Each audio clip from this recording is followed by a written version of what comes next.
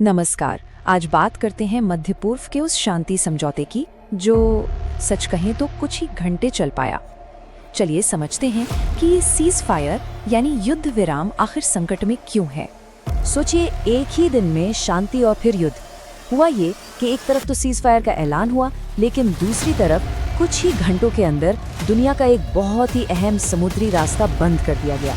और ये एक सीधा साधा संकेत था कि लड़ाई अभी खत्म नहीं हुई है। तो आखिर हुआ क्या? देखिए, ईरान ने स्ट्रेट ऑफ होर्मुज को बंद कर दिया। अब ये जो स्ट्रेट ऑफ होर्मुज है, ये समझिए कि पूरी दुनिया के लिए एनर्जी की एक मेन नस की तरह है।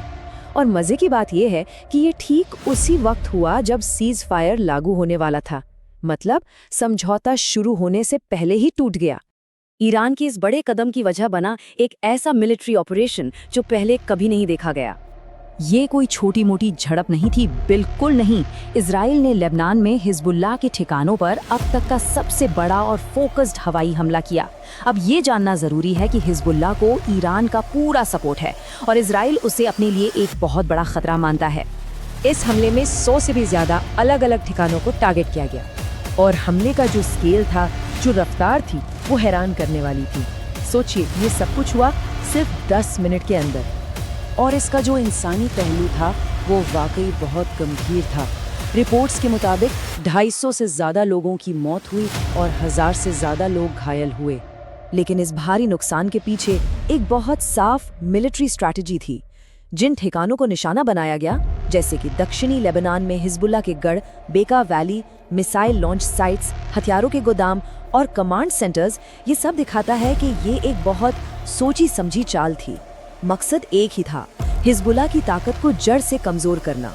अब यहीं पर सबसे बड़ा सवाल खड़ा होता है ना, कि आखिर सीजफायर के दौरान इतना बड़ा हमला हुआ कैसे? और इसका जवाब छिपा है समझौते की दो बिल्कुल अलग अलग समझ में।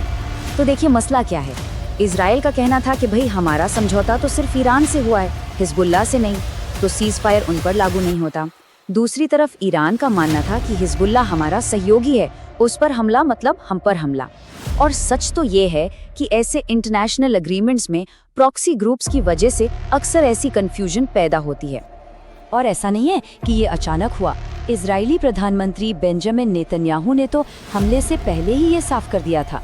उन्होंने कहा था कि ये जो पूरा सीज फायर है, इसमें लेबनान शामिल नहीं होगा।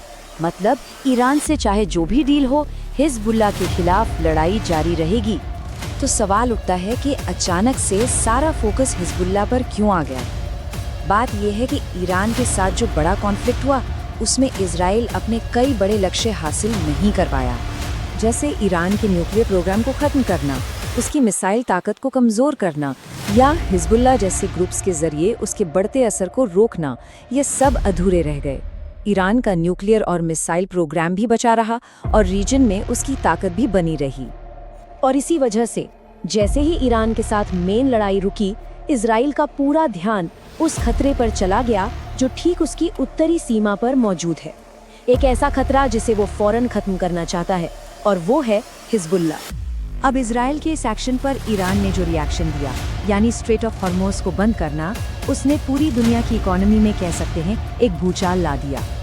ये जो रास्ता है ना, ये दुनिया के तेल के कारोबार के लिए इतना ज़्यादा ज़रूरी है कि इसके बंद होते ही इसका असर हर जगह महसूस होने लगता है। देखिए, हुआ क्या, जैसे ही सीजफायर की खबर आई, पूरी दुनिया के बाजारों ने एक राहत की सांस ली, शांति की उम्मीद जगी और इकोनॉमी को लेकर जो टेंशन थी वो कम हो गई।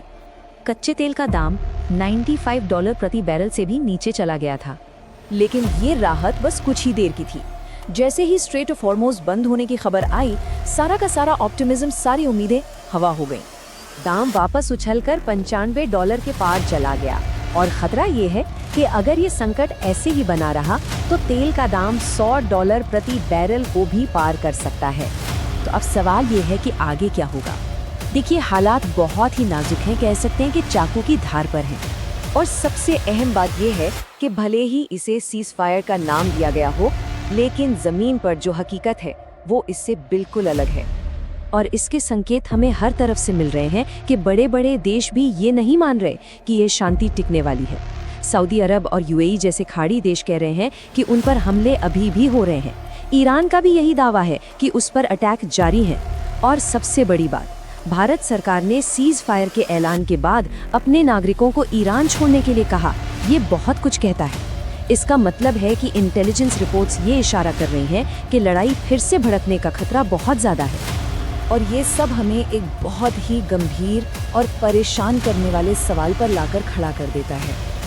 क्या ये जो हम देख रहे हैं, ये एक युद्ध विराम का अंत है या फिर एक बहुत बड़े और भयंकर युद्ध की शुरुआत?